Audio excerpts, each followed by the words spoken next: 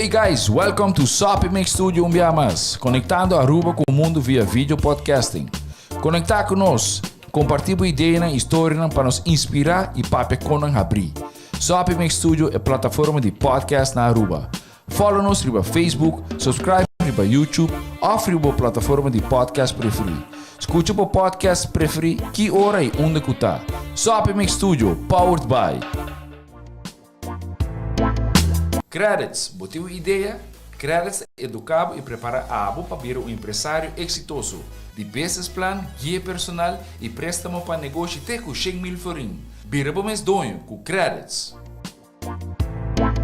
Sopi, passa na Sopi para o sop, salada, wrap ou flatbread e mais fresco. Com 7 localidades rond Aruba, não está cerca de Ibo. Sopi. SwingMasterz, organizando events, conferences of weddings, Mister de luz, sound, staging, DJ, trussing of flatscreen, SwingMasterz está claro para ser boa fiesta éxito. SwingMasterz. E agora, Sopi Studio é a plataforma de podcast de Aruba está apresentar.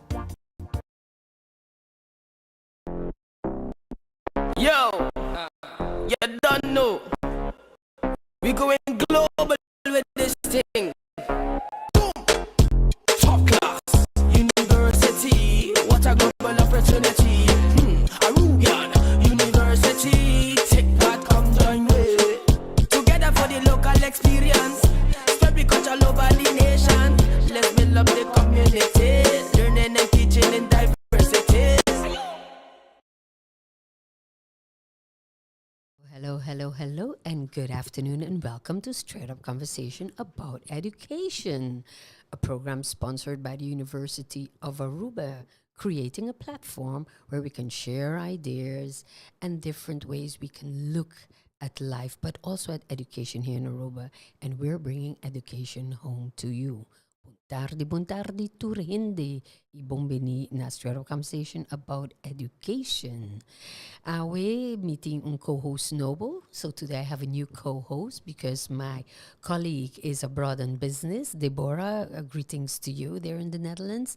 And she will be back next week with us. But in the meanwhile, I'd like to welcome Mieke de Droog. Welcome.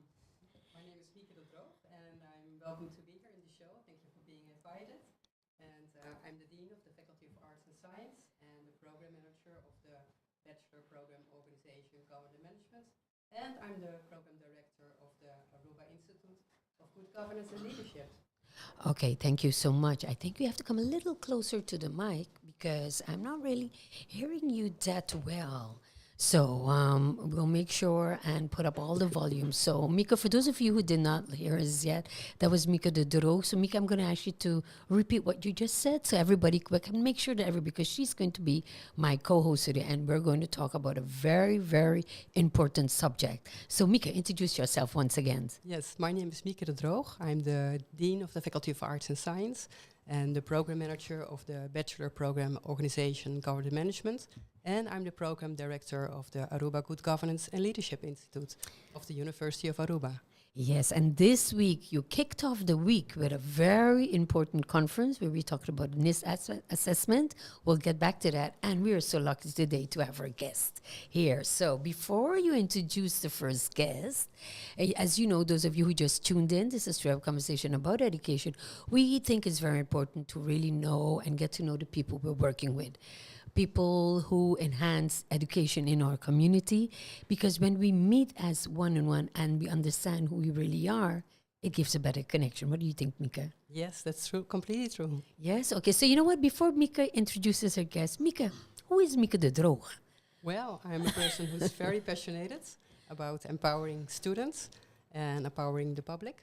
And I'm very passionate about my topic also, about organizations and management. And, I'm living here for 30 years on Aruba, and I love Aruba. I also love the country where I'm born at, the Netherlands. And so I'm here. So now the public is going to ask you, what brought you to Aruba? Yeah, I was following my husband. And then I created my own life and my own family. And I'm very pleased that my children and grandchildren also are living on Aruba. Awesome, awesome. It's almost Mother's Day, so lots around the corner. But Mieke, you did not really share with him because I know you're also very good at sports. Because I know when I run, I see you at all the competitions. So you're also very much a sport fan. What do you do for sports? I like swimming, I like running, bicycling, everything, dancing. Yes, So I overheard your conversation. You just got a new bike. just got a new bike with the intention to go to the university on bike. Okay, awesome. You see that? We're making sure that our COT footprint is done by using less cars if we're close by. Yes. Okay, thank you so much. So that is Mieke de Droog, the Dean of the Faculty of Arts and Science, and she's going to be joining me today as we're going to discuss a very important subject on the National Integrity System. There was an assessment done, and we have those who are responsible right here on the table. So Mieke, could you introduce Willeke? Yes, I'd like to introduce Dr. Willeke Slingerland. She's a lecturer at Hogeschool Saxion, and she's the lead researcher for the National Integrity System research. Therefore, she's here this week to present it. So we're very, very happy that she's here to present it with us. And today we had a very interesting session also with the students and with the lecturers. So before we go into what you actually did, because she has been with us online first for 2 years, and she's finally here in Aruba. So Willeke, explain a bit. Introduce yourself. Who is Willeke? Willeke is 42 years old. She has 5 children. I have 4 sons, 1 daughter. And my daughter is with me. Yesterday at King's Day, she was 6 months old. Oh, wow. And so I'm a busy mother and combining that with work. And I like to dance. And I like to go to festivals to dance. But I also dance in the mirror, in front of the mirror at home when nobody's watching. Except your daughter. I hope but she likes to see me dance because it looks crazy and she continuously laughs. Okay, so why dancing? Dancing gives you that nice sensation to release stress, or it really gives you, or do you get your bright, sparkling ideas when you dance? I don't have any ideas, but I feel it's the purest form to experience emotions. So when you're happy, when you're sad, and it's actually your body which has the flow of the emotions you feel. So it's a way of expressing yourself. So then you're right, good here on the Aruba Vibes, where everything is about music and food and indeed. Although I have been working mostly, but I look forward to experience some music. Yeah. Well, we'll make sure that Mieke and Armand, who I'm going to introduce in a few, will give you some free time because you have been doing a lot since you're here. Yeah, but it was so great to finally arrive here. Like you said, 2 years of working on it. From a distance, finally get to meet all those we've interviewed, all those students we worked with. So it's work, but it's fun. Okay, all right. So now, before our last speaker, last but not least, I've known him as a young person and I still work with him. So nice. Armand Hessels, welcome. Thank you very much, Charis. Really nice to be here again with you. Welcome to Straight Up Conversation about educational program sponsored by the University of Aruba. And can you please, before we really dive into why you're really here this afternoon, tell us a bit, who is Armand Hessels? Armand Hessels is a guy who is enjoying the best job at this moment that you can imagine, which is a pensionado. So as a pensionado, I can decide more or less fully how I divide my time. If I really work, if I would consider what I'm doing as work, which most of the time is not. But the fact that you can really choose freely about the way you fill in your time is something so great that even if it is a lot of effort that you're doing, the fact that you're choosing it yourself makes it really makes all the enjoyable. difference. And I think our listeners can hear how passionate you are. But before you go and dive right into what you're doing, Armand, besides being a pensionado, I know you used to work at Colegio, that's where I met him. He was a gym master in the days of Colegio. And what did you do too? Because how did you get from there to where you are now? So tell us a bit about what you do as hobbies, who's Armand, because everybody that went to Colegio Urbano knows Armand Hessels. But still, just for our new listeners and viewers, explain a bit who you are and then how you got from point A to point B. Well, there is a tight connection between point A and B, because I thought at a certain moment that it's ridiculous that pupils and even grown-up people would use the car every day just for short distances to go to school, and just do that passively in a car, while there is such great opportunity to do it by bike. And that's why I started a campaign to set up bicycle paths in Aruba for pupils, for young people to be able to go independently from their parents to school, but also after school time to the library or to whatever place. Because I like the independence already getting used to from a young age. And while I was doing that effort, at a certain moment I of course needed the approval and the cooperation of the government to set up these bicycle paths. And I must say that at the beginning they cooperated very good. Plans were made, they made it all these sketches and so on. And then we came to the phase of financing. And already I had collected some money from the commercial sector from Aruba, and the government made the compromise. They compromised itself to put for every florin that I got from the community, a florin from the government. And at a certain moment we had an evaluation moment. And during that evaluation moment I was asked how the money funding was going. And I said pretty good. And then they asked me, okay, but do you take into account also money for the minister? And I said, what do you mean? And they said, well, the minister has to sign for approval for this project to go on. I said, but the minister is getting his salary for that. Yeah, but that is just his base money. He's got his real money. Okay, all right. Now you're bringing us right where we want to be. And That's right. but, did you notice that Armand kind of, deviated from the question, but we can just feel the passion, because I know you were explaining from point A to point B, but then your explanation is going to bring us right where the topic is about integrity, because that's what about. So I'm going to actually to wrap it up really quick so you can go to the NIS report, because we want to really spend a lot of time on that. And those of you listening, remember the University of Aruba creates a platform so we can hear different opinion, get educated about them so you can form your opinion. It's not our intention to tell you what to do, what to think, but simply for you to have the information, speak to the people, know about what's going on in Aruba, why it is important, why this topic is so important, and so you yourself can then, have that mindset to be part of the growth that we need within Aruba. So just back to you, and I'm going to actually to wrap it up so I can ask Mieke to actually explain what happened this week, and also go to Willeke and say, what have you been doing for the last 2 years? Yeah. So I'm going to actually to wrap that up there, Armand. It's a fast wrapping up, because as a matter of fact, they asked me for money for the minister, which I refused, of course. And when I left there, because that as long as you don't pay, the minister won't sign for the project. So I said, okay, then he won't sign, then there is no project. And I left, and I was very, very angry. And I said, okay, I'm going to expose this. Yeah. I'm going to expose this. And when I started to inquire, to do some analysis and reports and so on, then I noticed that this was the way of doing business in general from government people. And then I started, because I thought this was it was such a big injustice for the community, because so much money would be deviated from the development of the community. Projects.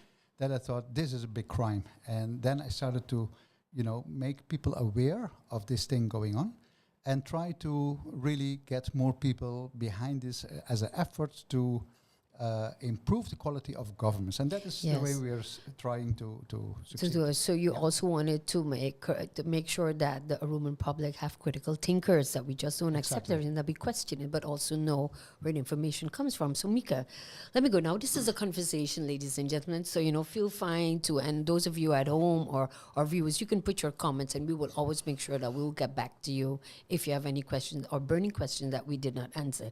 Mieke, could you explain what really happened this week, and why Willeke and just now we'll meet Thomas are here, and we started, and then I'm going to shift the conversation to Willeke to explain what research you conducted for the last 2 years. First, I want to come back to you about critical thinkers, because that is really what Aruba needs, and where the University of Aruba comes in place. And this week, I think we had an awesome week. It was very nice to have the researchers here, because they did the research in COVID time. So the whole research was done online. But this week we started with a kickoff presentation for the public on Monday. And then they had several meetings with several organizations like unions today. And also we had a very interactive session with students and lecturers, which will surely lead to follow-up research sessions. And Monday, the 2nd of May, at 10 o'clock, we have an interactive session with the public, so everybody is invited. And I think it's very important, because Willeke is lectors Resilient Democracy. So we'll surely talk about that, and not only having a presentation, but just to ask critical questions and come with each other in a dialogue and conversation, because that is what's very important. Okay, so everybody who's listening in, everybody's invited at University of Aruba on May 2nd. At what time? 10 o'clock. At 10 a.m. So, I think anybody, this is part of your work, as you and Armand and Willeke will discuss. Everybody's responsible when we talk about national assessment and we talk about national integrity systems and having assessment. Everybody is part of it. But Willeke, I know Mieke mentioned it a few times, but what is the NIS assessment? What is it that really went on the last 2 years before we go into the finding and in depth? Because you've been every day, you've been busy speaking to groups and lecturing, but also having fierce discussion. Yeah, so the NIS assessment, the National Integrity System, is a methodology developed by Transparency International, and that's an anti-corruption watchdog. It's seated in Berlin. It has about 160 chapters across the world. So everywhere, this NGO is actually actively involved in fighting corruption and promoting integrity. This NIS is a way of researching the integrity system, so the way institutions within a society together promote integrity or fight corruption. So this thinks of it as a Greek a temple metaphor, in which all pillars of such a Greek temple have a function in promoting integrity. So you can think of the parliament, the judiciary, the ombudsman, political parties, media, civil society. So in total there are 13 of such pillars, and what we've done actually is looked at how they are regulated, so what are the laws in these pillars and what is the practice, and of course with a focus on how do they safeguard democracy and how do they safeguard rule of law. Now, one of the things I remember when I was there Monday evening, you talked about the 13 pillars, but you also emphasized the responsibility of each citizen. Definitely, yeah. I mean, we can always think of democracy as something which should be organized by government, and that's a very classical way of thinking of democracy, while resilient democracy is something which we consider as the citizens themselves having to empower themselves and having to be empowered and engaged in such a way that they actually, carry the democracy. So instead of leaning back and waiting for government to get its things sorted, actually think about what you can do as a citizen, what you can think as an NGO in order to promote democratic principles. Okay, but now you said you did your online interviews for 2 years. How did you get the data and how did you get the interviewers? Because somebody was like, is it not one-sided? And, is it really democratic? How did you choose the interviewers? Yeah, well, that's a good question, because the independency of this research it's very important. If you talk about integrity and you pinpoint at integrity issues, you must be acting with integrity yourself. So this is something our research group did a lot of thinking about. We've been carrying this research out with 6 researchers. Thomas will be here and will be speaking to all of you later. We carried out extra interviews. So the NIS methodology requires 2 persons to be interviewed for each pillar. We spoke to 70 we had 70 different interviews. What we've tried to do is, because we worked from long distance remotely, we try to variate in terms of the functions of the individuals, so operational and top management. We also asked local academics to shine their light on the integrity. And what we've done, because probably we'll get to talk about that later. We know that here the party affiliation, partisanship is an issue. So we were very aware that we actually invited, if we had to talk to political parties, that we try to invite at least a broad range of political parties. Okay, so thank you very much. That is just this. We're just scratching the surface here.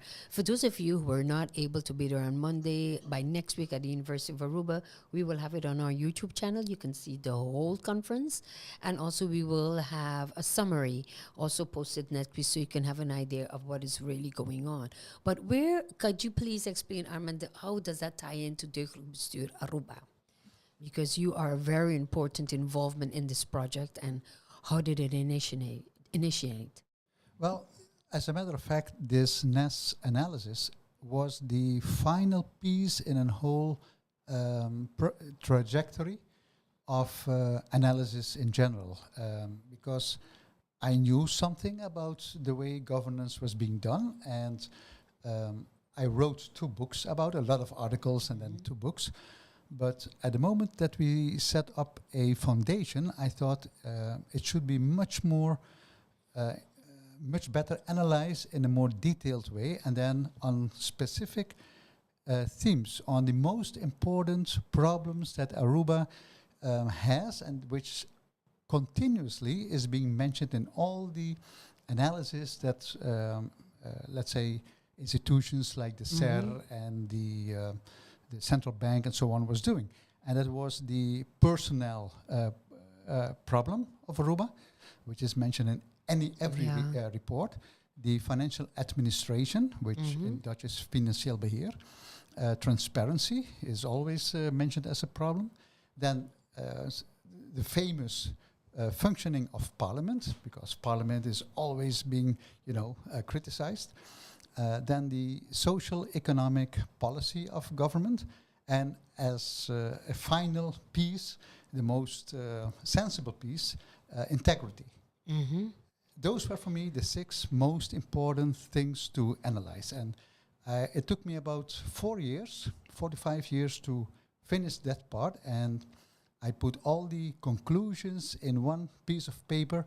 Just 4 pages. If you just take into account that the 6 reports cover about 500 pages, and then I put everything. That's an art. That's a talent. Yeah. Well, it's a to lot put of work. 500. It's a lot of work.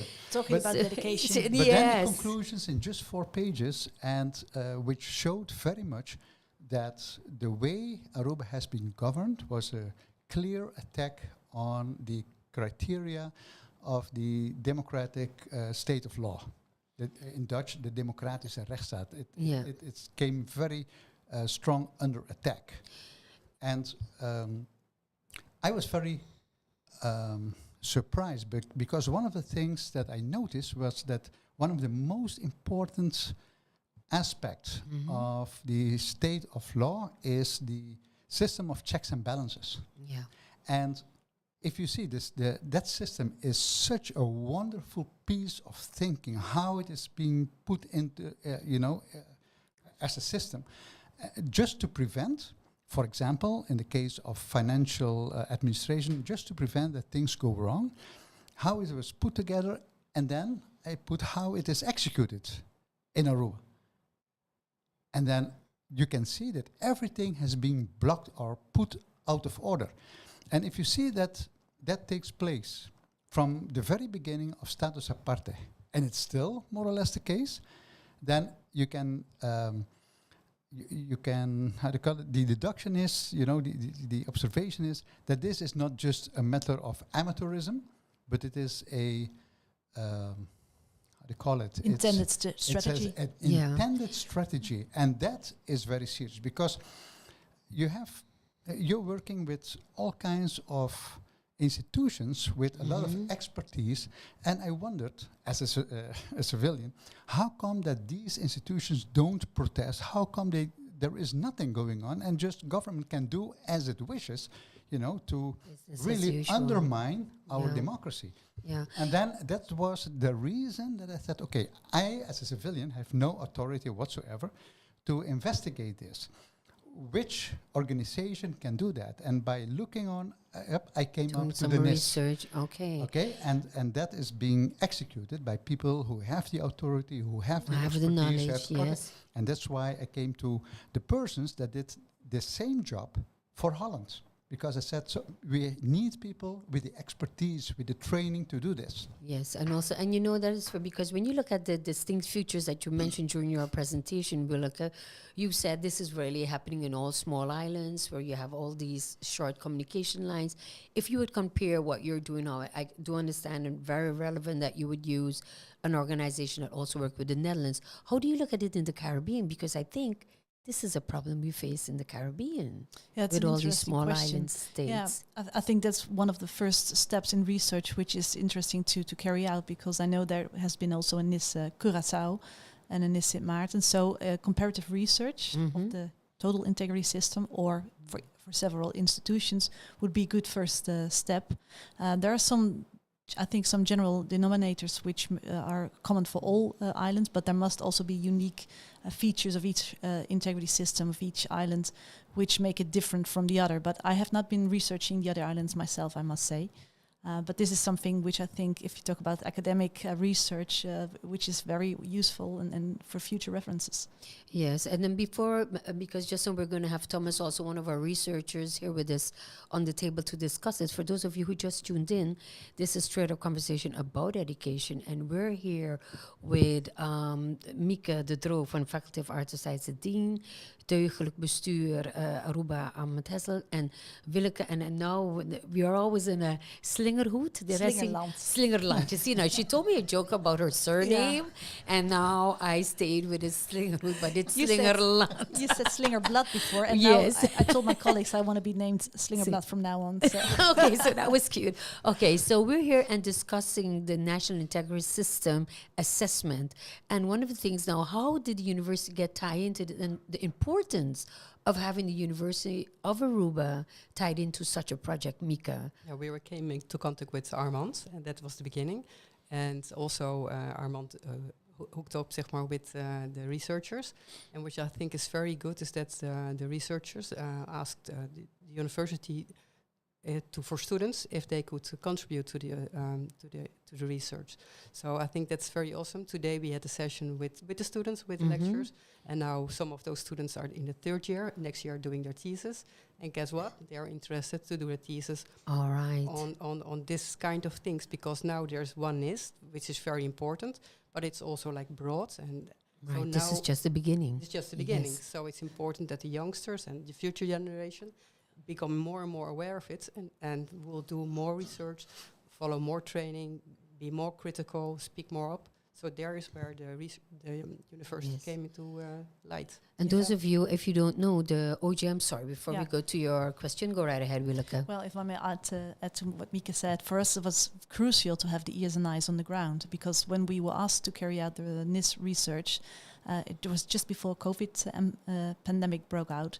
So we were planning on traveling, doing field research, interviewing people, but we couldn't. So the students we asked to help us, they were actually ears and eyes on the ground. They had the expertise, they know the cultural setting. And it was great fun to work with them, and also seeing the dedication that actually if you start working on the field of integrity, which can be broad, but if you go into it in the field work, and look at integrity from institution perspective, well, you could see that they were passionate, and it was a real experience for them as well. And today we finally get to meet them in real life. So that wow! And using their 13 pillars as a guiding principle gives you that breakdown, and also that forms the let's say the cadre, or in which we are, or on how you're doing your research. Because as you say, when we talk about integrity has been the word, I can say, for the last few weeks, and you hear it in the political scenes, you hear it in the commercial scenes, and then it's now really done with a framework. And so operational. So everybody know what to expect. Yeah. And, I want to go back to me before we get Thomas up here. Mieke, the OGM study, the Organization Governance study, since you're here and you're dean, maybe because tonight we're having an information session for the master program on good governance, students. Could you just, this is a little bit different from the NIS, but since we have you here on the table, could you please explain what people can expect tonight? And just a really bit about OGM, because we can use this as a platform. Yes, because OGM is the bachelor's program for organization government management, which is a quite broad program and leading to students working in the public and private sector and NGOs. And different roles like manager, policy advisor, researcher, and consultant. But tonight we're having the information night on the Master of Governance and Leadership, which might be very interesting also about this topic, because we spoke, for example, about to change cultures. How will you do that?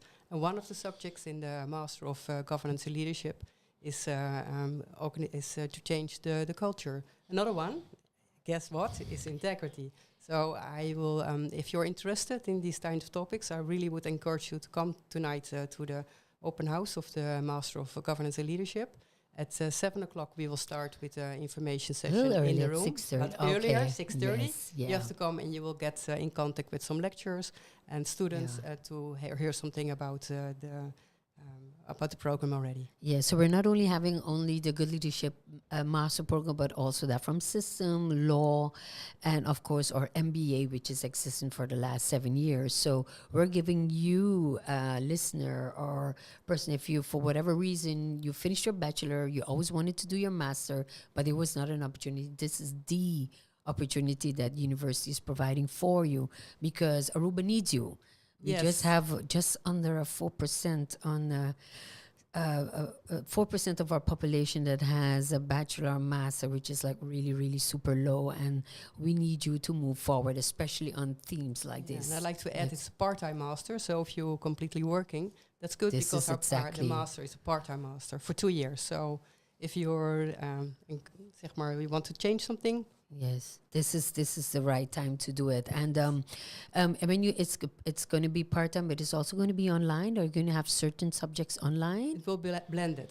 It will be blended. So Yes. if someone is living in St. Martin, because we have a right reach and they're interested, they would be able to Would be be very part of nice this. to have people Awesome. from St. Martin Awesome. too. So, Yes. tu gente que está escuchando, botas de sorte para botar, para botar informação correta, para assim que por seguir para me bom notícia que nós está começar com diferente massa programas. So, thank you very much, Mieke. That is awesome. So, now Mieke has different roles. She's part of the Deugdelijk Bestuur Aruba.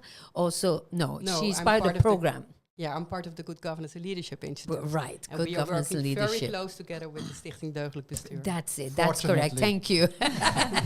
Thank you very much for that correction. And as Mieke is going to say goodbye to us just now, because we also want to speak to Thomas, and we know the time, the clock is really ticking, and this is very important, and we do want to discuss this. So one of the things, as I'm going to be speaking to Willeke, then I'm going to ask Thomas to join us in a bit. Willeke, one of the things that you said, I asked you about the differences or things that you noticed, because you also did the NIS in the Netherlands, that you would say from, okay, these are items that actually are similar, these are really different because this has to do with small islands. Well, what I see in both countries is that the role of networks, family networks, party affiliates networks are very important. So important in the sense that it is on the one hand social capital, you get your things sorted because of these networks. But what we see here is that they absolutely form informal circuits which undermine all formal checks and balances. So I mentioned the 13 pillars. Well, that's on paper, but if you look at it from a reality check, you could actually better draw networks of family ties and political parties which are in power and which are actually the informal powers which are stronger than the formal institutions. So that's the differences. While we in the Netherlands, we have networks as well, and they are also a form of worry because they also have informal power. But we have a lot We of... saw that these last years with these toeslagenaffaire. so right, yes. We did. There's been a lot of stuff going on in the political field in the Netherlands, yeah. But the difference is that some of the other watchdogs in the Netherlands still investigate such networks and actually form an independent power. So we have a national ombudsman, we have a court of audit which is functioning, the judiciary, and so many of these other watchdogs actually make sure that these networks are being investigated and that they are actually ending up in the media. So that's, I guess, the biggest difference between two. Okay, but before we go to Thomas, you keep talking about the 13 pillars. Yeah. Now, I told everyone we will not only have the video from last week, Monday, but those of you, if you log on to the University of Aruba YouTube channel, you can also see the different seminars, the Center for Lifelong Learning, my colleague Deborah Alexander, that she had for the last 2 years. So you can, because that's what I did, I kind of looked a little bit to see Great. what happened before so I can understand what is happening now. So you can know it's not something, as a researcher, you have to look at all the factors. Could you just quickly, before we go to Thomas, explain those 13 pillars? Because we keep talking about it. Could you do that? Yeah. So in general, everybody knows the 3 important pillars, which is often referred to as trias politica. So it's the legislator, you could say the Staten or parliament. The second is the executive power. This is government. And the third pillar is the judiciary. And other than that, you have the civil service as a public sector, but also the political parties, business, media, civil society, ombudsman, court of audit, and the electoral management body. So all of these 13 pillars, and I must say Aruba has 12, or you could say 11, because the national ombudsman is not there. It's not there yet. And there's no anti-corruption agency. So 2 of the pillars are either not there or are to be established. Yeah, and Armand, I remember in one of the interviews that you were doing, you were like, it doesn't matter if 1 or 2 are sturdy, because if you have 13, we don't have 2, that makes it 11, and 3 are not doing it well, everything falls down. It's like a house. If you just build part of the house with a good foundation, part does not have a good foundation, how does that affect? Could you explain the domino effect you talked about? Well, the point is that every pillar has a specific way of looking at things, and their force lies in their cooperative functioning. Correct. And although there is no official, let's say, relation between them, but the fact that everyone has a specific way of looking at things, and thus also a way of how do you say it, commenting about it. At the moment one falls off, they Correct. affect the other ones. Correct. So it's so important that everyone, every pillar realizes its importance and to execute its task correctly, in order really to promote the better functioning of the others and the whole system as such. As such. And one of the things you also mentioned, or we keep hearing, when everybody hears integrity, it's like, oh, it's political. It's not about me. You know, we talked about the companies, we talked about the community at all. What are one of the things that you think that a citizen listening to us today can understand the importance of their role?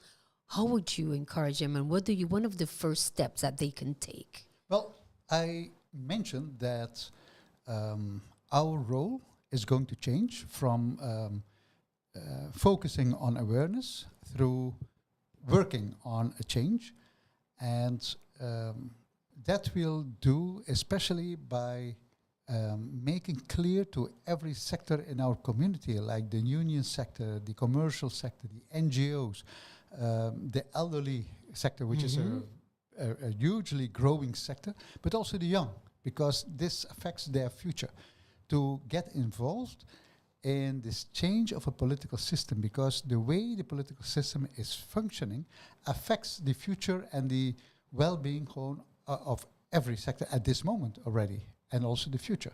So it requires their input to change something which everybody in Aruba is aware is malfunctioning and is affecting their state of well-being. So we know that it's malfunctioning. We cannot expect that that sector, that government sector, from its own initiative is going to correct itself, is going to function better.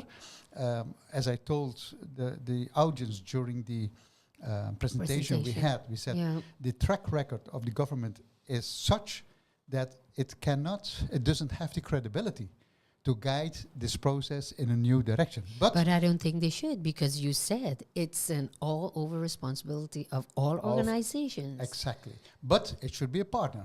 The importance of governments is so big that it really has to participate. So we focus on that part. It's a combined effort. And it's a very complicated process because argumentation and deliberation is not a strong point in Aruba. That's why there are so many conflicts between different parties, and I don't mean only political parties, but sectors and so on. Most often they end up in conflicts, and in order to prevent that, we asked the university to guide this process, to As an help in independent argumentation, partner. but also we attracted, I think, the most experienced mediator in Aruba, the person with the greatest confidence, the person with the greatest authority, a person that everybody really respects because of his experience in this, which is Mr. Anselmo Pontillas, a good friend of mine, in the time of 1985, when I think you were still in diapers. No. Wishful thinking, but no. Okay. I was in the Netherlands. Yeah, we were standing in front of the lines, and I think we were the first persons in Aruba which were covered with tear gas. Okay, so we experienced that, but there we really joined our forces and worked on trying to and I think that's very important because I think everybody knows Anselmo Pontillas, from working with the labor forces and always being a mediator. So I think this is extremely well. But Armand, there's someone sitting to your right. Everybody's seeing him, but they still don't know who it is. Could you have the honors and introduce to me, and let's learn a bit more of who Thomas is? Could you introduce him for me, please? Yes, Thomas is part of the section group who did the analysis, and he was chosen by the section group, as a matter of fact, by Willeke Slingerland also, because of his experience, his knowledge in Aruba, because Thomas used to be a professor at the university some 20 years ago, almost 20 years ago. And he was somebody who also dove into the Aruban society. He was not just a professor. Not Not only that, but he was a person that used to get around, know people, and as such, really got quite a good understanding of the way of the community was functioning. Yes. And I think that was a great help in the setting up of this analysis. And you could see, now that he is here together with Willeke, they agreed from beforehand that Willeke, as a leader of the whole project, was doing, the initial talking and presentation and so on. But you could see that in all encounters with different parties, like with the governor, with the Council of Ministers, with the unions, with etc.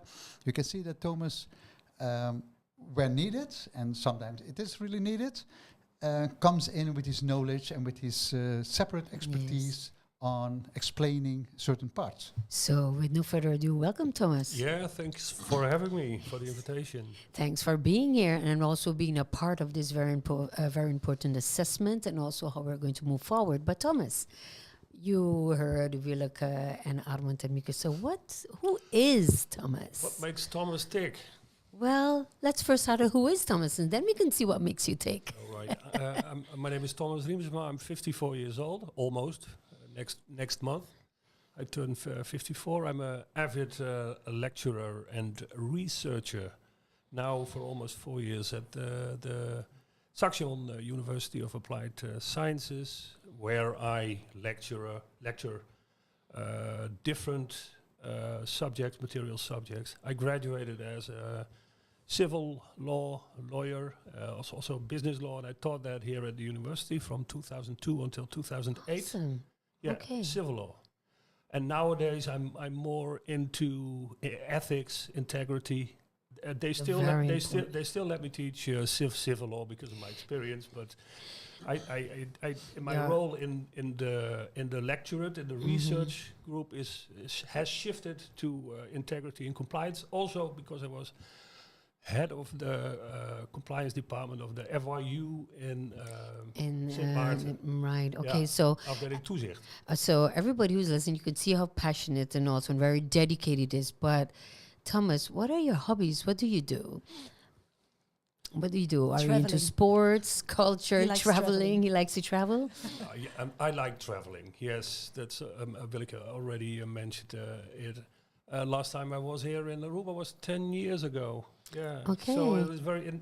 But you have been in Uganda, many African Yeah, states. I like the combination of lecturing, researching, making international travels. I'm an avid photographer as well. Oh I got wow, we nice have something in camera. common. So I travel over the on King's Day. I also traveled over the island, took nice pictures, and that's what I do a That's lot. what you do. So but I'm always going to keep asking, when we look at small islands in development as you're traveling, and you have also know about the different NIS report, because when I started to look on YouTube, everybody looks at it from a different perspective. From your traveling experience and also being a researcher, I'm always going to kind of look at what do you see that makes it more easy, makes it more difficult when you look to small islands. Now, Armand mentioned a few things. What about from your aspect? Because you've been to bigger places. You've been involved with different researches. Yeah, well,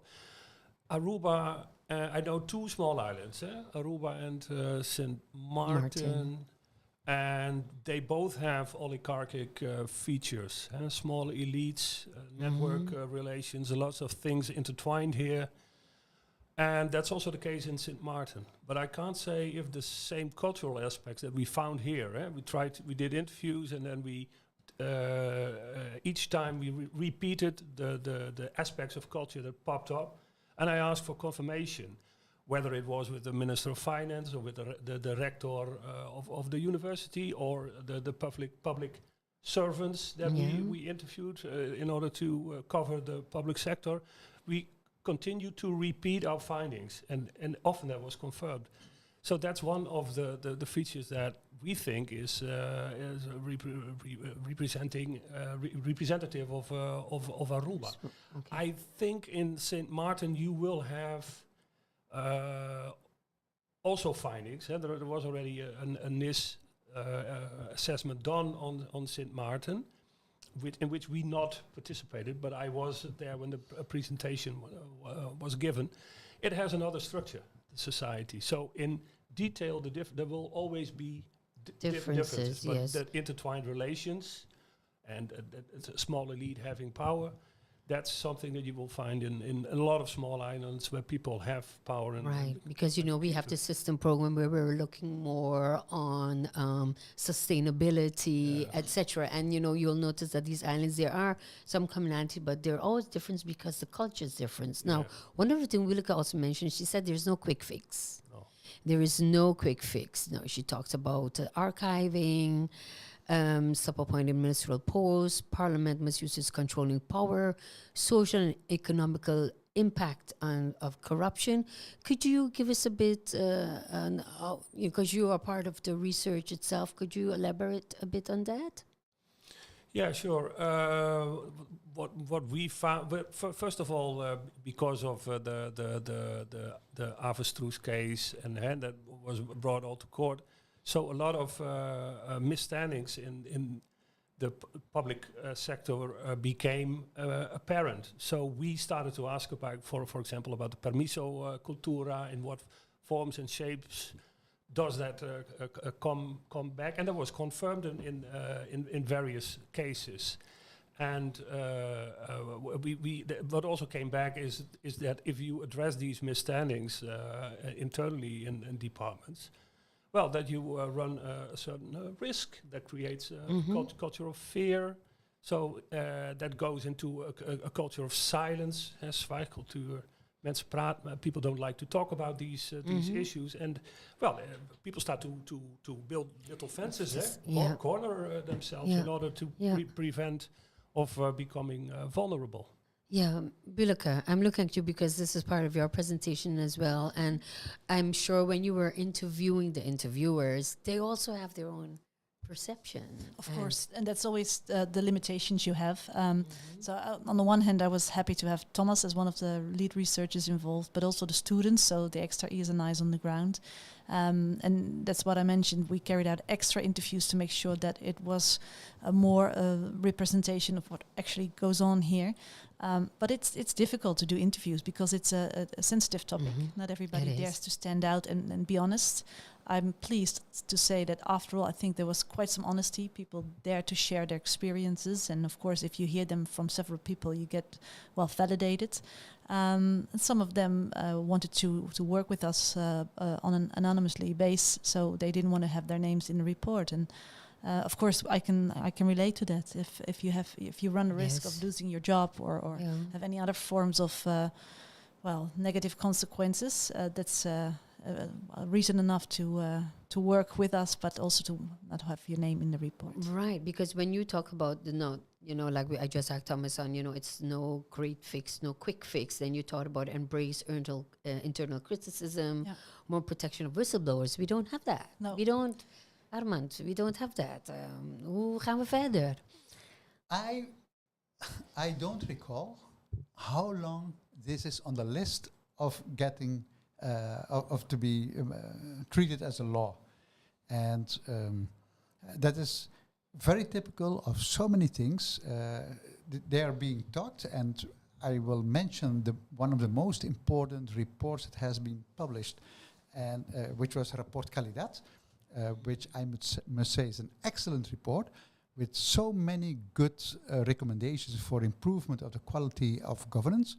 And I remember that the government that was responsible for its publication, or at least put it in hands of a commission to bring that report out, they made so much propaganda that this report would guide their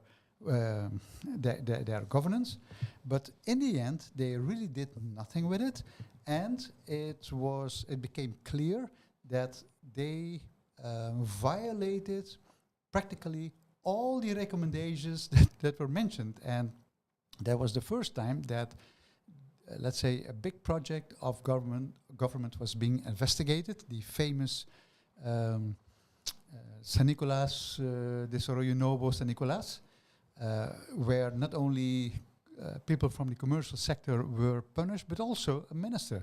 And even the prime minister was put into justice, and he only escaped his verdiction because of the fact that the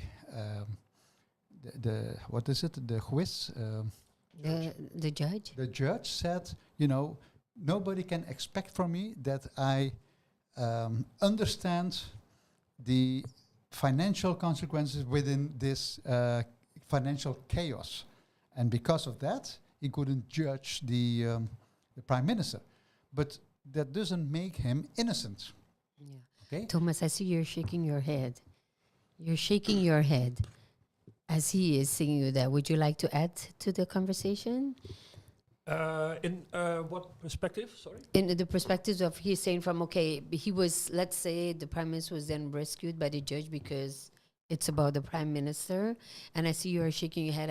You can see this in different assessments. No, that's one of the examples. It's a long time ago. But the list of issues, the violations of integrity are long. So I was just confirming in my thinking that took place. But there are several ways in which these integrity violations take place. And you mentioned the role of the judge. We have to mention that one of the stronger pillars is the judiciary. And it's a lock on the door. Judges function as a control mechanism here in society. It shouldn't always be that way, but there is, for example, case law that corrects acts of ministers in the last phase of their position, when they give away contracts to friendly relations for positions or for land, and then there are several cases that judges say, well, this is not going to happen, and we declare these contracts void. That's a strong lock. Yeah, and you know, as I'm listening, I'm sure everybody listening in to this program, like I said, University of Aruba creates a platform because there's much to be discussed, and it's not about right or wrong. It's about what has to be done, what is expected from a small community, what is expected from you as a civilian, what is expected from you as government, lawyers, no matter what role you play. Now, we're coming to the end of this conversation. It's almost an hour. Willeke, I see, would you like to engage here? I guess the biggest hope I have is for education to be a big stimulus in improving the integrity system. And education is not only about knowledge, understanding corruption or understanding integrity. It's mostly about entrusting individual scholars, children, students, also teachers.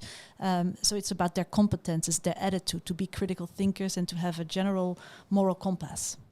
And, you know, thank you for sharing that, because I know I have another question, but I think, you know, it's almost time for us to stop. And I would like to give each of you an opportunity to extend an invitation, but also to make sure that everybody takes this seriously. Because, again, it's very easy said to talk about the politicians or those and big companies, etc. But everybody plays a role because it's from small to big. So before we close off this part, I'm going to start with Willeke. What would be your last words? And also, I don't know if you're the correct person to explain what's coming up, because I see we have a full agenda until next year, March. Or will Armand talk about that? I could mention some things, yes. Okay, well then I'll first start with Willeke. Then we're reaching to kind of round out this program, and I really thank you for taking time out from, because I think we used every minute that you had here in Aruba to engage with students, with different companies, with the government, and I mean, we really thank you for that, and the university as a whole, because I think you're definitely an added value to our educational system. So your words, and thank you for being here. So a big part of the integrity change, and that's because you support democracy. Democracy is about you. It's not about politics. It's not one-on-one politics. Democracy is all about you, citizens, and citizen engagement. And every small step accumulates into change of an island with integrity, and that's quality of life. Thank you so much. Armand, if you can quickly tell us what to expect, because it's not only for the university. I'm so happy that there are going to be different opportunities that everyone can engage, and also your last words to our public. Yes. I'm so glad that with our presentation on last Monday, there were so many people, not only present in the aula, but also at online, home with a Zoom, and we got really fine reactions from all of them. And I was surprised that on this coming Monday, which is an off day for almost everybody, that still we got quite some interested people that are coming, that told us they will be coming, because at the presentation on Monday, it were presentations, and there was no time for questions or for interactions, which will be the case on this coming May Monday. 2nd. So the presentations will be short. There will be much more time for not only questions, but for conversations and interaction, and critical. And that is important, because Willeke will focus especially on what you just said, the importance of each person's interaction for democracy. That it's not a political thing, it is a thing from the citizen. And I will go further based on what Willeke is bringing up.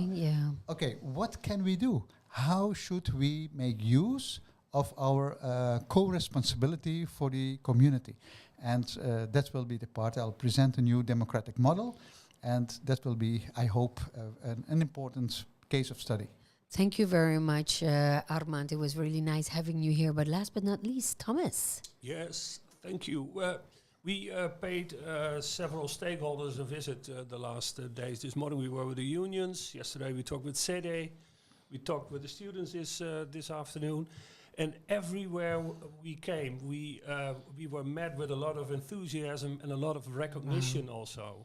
So that's a very good point, that this topic of integrity is in the minds and the hearts of a lot of people. And I want to say that in the follow-up and the Aruba integrity strategy that's going to be developed, Well, it should take in consideration the wishes and the issues of all the things that are brought up by the people. And that in the execution of such a strategy, the voice of the people should be heard. That's what I think is an important issue. Yes, because I see that we're going to be talking about personal policy. We're going to be looking at finance and management, transparency and functioning of parliament, and also March next year we're going to be talking about integrity in governance, the need for an alternative political system. So it's really different topics that we are going to be addressing. Yes. And it's maybe it's also good to mention that one of the pillars in the landspakketten and is the rechtsstaat, the rule of law. Yes. So that's where this would also fit very well. And then you would have a supervision and cooperation institution like the COHO that would check on the execution as well. Yes, the check and balance is what Armand talked about. Exactly. So those of you who tuned in today, this was a conversation about education, and we were looking at the National Integrity System Assessment. And it was an honor for me. My name is Sharice Hoondaly at the University to have this interview. And as Willeke said, I'm just looking at one of the quotes. Remember, success is not a big step in the future. Success is a small step taken right now. And here in Aruba, as we're taking this step, and the University of Aruba would like to encourage you that we all are responsible with all these small steps to make the big change that we as Aruban, as part of an island, as part of this global awareness, need to make. So thank you so much. We hope to see you next week, Thursday, 3:30 at our another straight up conversation about education. Thank you so much and have a great afternoon. Bye-bye. Bye-bye. Bye-bye. Yo, you don't know. We going global with this thing.